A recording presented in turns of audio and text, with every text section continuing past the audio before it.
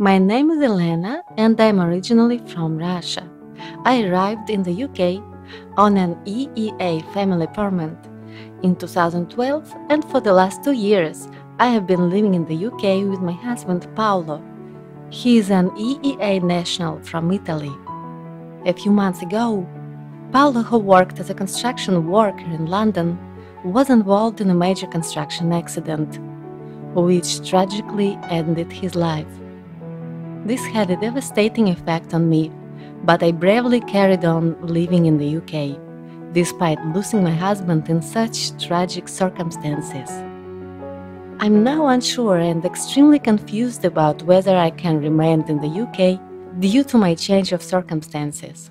I spent a lot of time on the UKBA Home Office website looking for information about how someone in my situation should proceed. I found the information overwhelming, confusing, and despite surfing many pages of information, I was still unclear what I should do or what my rights were in this matter. This is the time I decided to approach a UK immigration law firm. I searched online for immigration solicitors near London and decided to contact Zaidi Solicitors because their website looked professional and informative.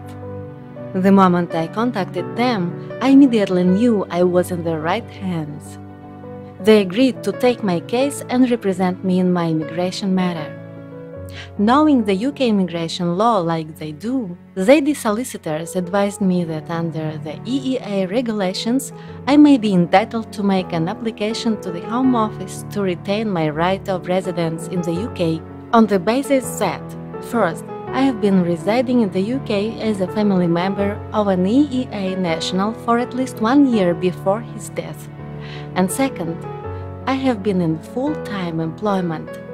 Sure enough, a short 5 weeks later, my application for retained right of residence in the UK was granted, and I owe it all to Zaidi Solicitors for the efficient way they handled my case.